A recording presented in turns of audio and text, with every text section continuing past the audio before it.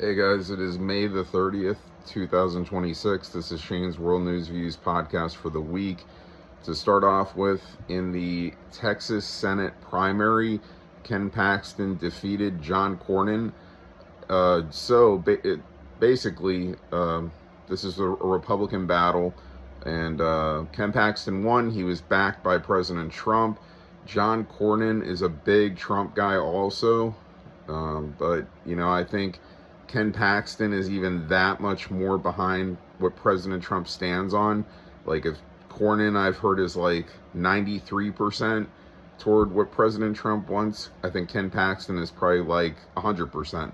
And that's why Trump backed Ken Paxton.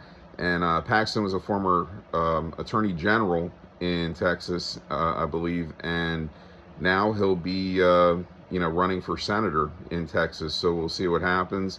And I'm sure he's going to win, and it just shows the power of President Trump. And, so all the people that think that, President Trump doesn't have the power anymore, like his backed picks or whatever, they're totally wrong. So we'll see how that goes. And also, I forgot to bring up, it's really almost not worth mentioning, but it is, because it's glorious that we don't have to see Stephen Colbert anymore on CBS late night. So his career is over. There's a lot of rumors that President Trump was involved in his career being over, getting him off the television. But, I don't know. I mean, look, Stephen Colbert was obviously a DNC funded loser that was getting on the air and just bringing in too much politics into the world. Obviously pro-Democrat, just like Jimmy Kimmel is now on ABC. And you just can't have that. People want to watch these shows to see celebrities getting interviewed or musicians performing, but not to hear politic bullshit. Either way, for Republican, pro-Republican or pro-Democrat, it's bad. So it's good Stephen Colbert's poison is off the air. That, plain and simple. Another thing I forgot to bring up also, Raul Castro, former Cuban president, was indicted for when he was president of Cuba, ordering 2 unarmed civilian planes being shot down that killed 4 people, and 3 U.S. citizens were killed in those planes just off the coast of Cuba, I believe. And this was like, I believe, 1996. So he's a 94-year-old man. There's a lot of people calling for him to be brought to the United States and, to face justice for this. So we'll see what happens. Yeah, he's 94, he's old, his body's broke down, but regardless, if you're responsible for a crime, you should serve time, regardless of how old you are. Also, E. Jean Carroll, this is one of these losers that came out and came up with these bullshit lawsuits against President Trump, saying, oh, he raped me. Yeah, raped her by looking at her a certain way with his eyes in a fucking department store, like, looking her up and down. I mean, it just such stupid shit that she was funded for that the Department of Justice, I believe, is looking into her being funded for these lawsuits. Obviously, this is E. Jean Carroll, another criminal. And, all those lawsuits against President Trump were bullshit, and nothing behind them. They just made up bullshit to try to keep President Trump out of office, or, obviously they were trying to put him in jail. These people are sick. So E. Jean Carroll, another piece of trash. Hopefully they find the dirt on her that I know is there, and that she was funded, and, hopefully she's the one that serves jail time. Also, we have more corrupt judge. I think it was one judge, I'm pretty sure, that has 2 temporary blockages on President Trump from a $1.8 billion fund. I also forgot to bring this up, that the Trump administration had created, that basically was going to give money back to people that have faced weaponization, citizens of this country that face weaponization. And basically, like January 6th, people that were out there protesting that had got arrested, at the time for nothing, The January 6th, the majority of that sham was orchestrated. Hopefully that comes out. Pelosi and Schumer and all these losers were behind this orchestration of people that I believe that they had planted, that were, obviously were being walked into, these scenarios, instead of people that were actually protesting and doing nothing wrong, were not a part of the chaos. And then they're the ones that get arrested and serve time, for bullshit. So a judge has, temporarily put a blockage on that $1.8 billion fund that, it's taxpayer money.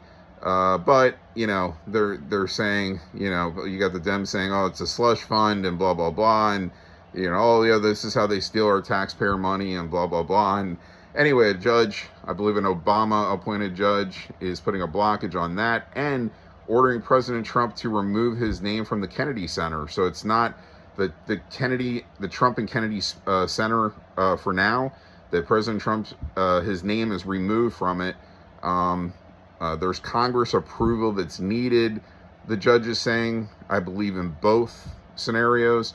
So anyway, there's nothing more than these corrupt Democrat-appointed judges that have come in the way and tried to halt President Trump from bringing more greatness to this country. No matter, it's sick, and it just shows how much corruption that there is in every level of any position in the world, and it's a damn shame. And I've always said this. I've said this from when I was a kid, and people couldn't believe, oh no, there's no corrupt judges. And well, people know there's corrupt cops because they see all these videos. But like judges, they can never imagine there's like corrupt judges or, corrupt federal bureau members or DOJ members or whatever, or people, corrupt people in our in Congress or in the Senate. And it's a damn shame, man. So again, I always say we need to keep the shit clean and get it cleaned out. And first off, get it cleaned out, then keep it clean, and get people in there that are not accepting payoffs to do bad things, to where, it's like a gravy train of money, like of people making illegal money, just like what's going on in Minnesota. And you just keep seeing people getting busted in Minnesota for, having money, saying, oh yeah, we're creating a fund for COVID or whatever, and then they're raking up this money and they're just pocketing it, So, and it's like this in politics. I mean, you just have a lot of politicians that are accepting illegal money, doing illegal trading, and it's got to stop, man. When you swear on that when you swear your oath, for to the Constitution of the United States of America, you have to obey it. And if you don't, you have to face time. And that's the other thing. Accountability needs to be held, and we need to start seeing some of these people serve serious jail time. So other people that are coming into these positions, that they don't even have the thought of taking illegal money or doing illegal things. So we'll see what happens. Also, Memorial Day this past week, President Trump, J.D. Vance, Pete Hegseth, they were in Arlington at the National Cemetery and paying their respects to those fallen on Memorial Day, our soldiers. That's a obviously a yearly thing with the president, vice president. So and the Secretary of War was there, Pete Hegseth. So and then they all talked after the ceremony. And I'm trying to think what else we got this week.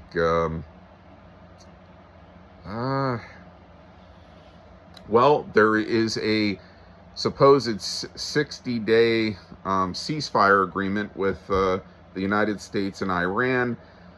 We'll see what happens. I don't think President Trump has totally finalized that yet, what he's going to do. He's in the process of, I guess there was a meeting yesterday at the White House, a big meeting, to where should he accept the ceasefire agreement? Should we just go into Iran and finish off these, corrupt people that don't seem to want to come to any kind of a peace agreement and agree to not having nuclear weaponry in Iran.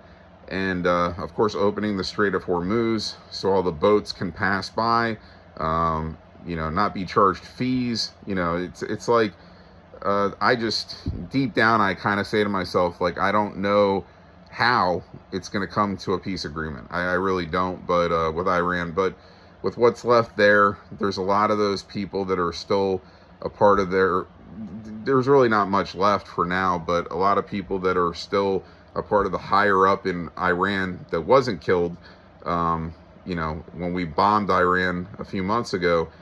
Those people are close, I'm sure, and some are relatives to some of the people that have died in those bombings. And I don't know how they actually really have a kind spot in their heart to come to a peace agreement with the United States after, we took out a lot of those corrupted heads of Iran. That these people probably have the same poison in their minds.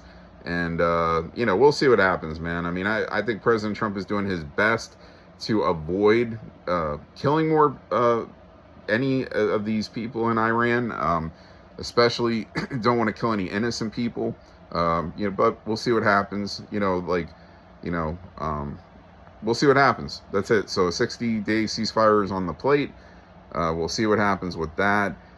Trying to think of what else, if there's anything else that I missed. Because again, guys, when I do this show, I used to jot down notes. So like that's what all these podcasts do. You see the people, they're either on television, they're reading off of teleprompters, obviously, or they're looking down at their notes sometimes.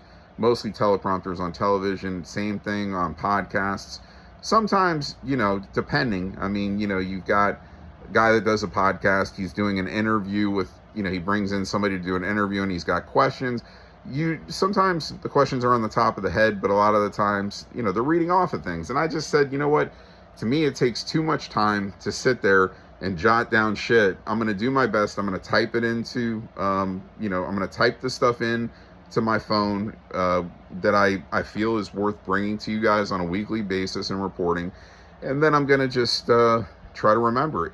And I think I do a pretty damn good job, because there's only a few things that I seem to miss here and there. Most of the stuff I totally remember, and it just saves time. It saves me time, because it's annoying for me to write down everything. But anyway, if there's anything that I missed, I'll come back and I'll bring it to you next week. But for now, I kind of think that that's where we're at, and I think that's all that I got for this week. So I'll see you next week with another edition of Shane's World News Views podcast.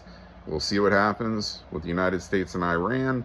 It's an ongoing process. Of course, we want to see the prices of gas drop in this country, and that's not going to happen until this war is over. But there is, a reason why President Trump is doing this. And again, Iran, they've been yelling death to America for years in that country. And President Trump keeps saying they cannot have nuclear weaponry, that they will fire it off and try to kill a lot of innocent people. And that's why President Trump has, got into this war with Israel and Iran. And this is why he's become involved. So I totally understand it. I totally back it in this case. And, we'll see what happens. Hopefully it ends soon. Hopefully the gas prices drop, and that's it. Okay. So guys, I'll see you next week on another edition.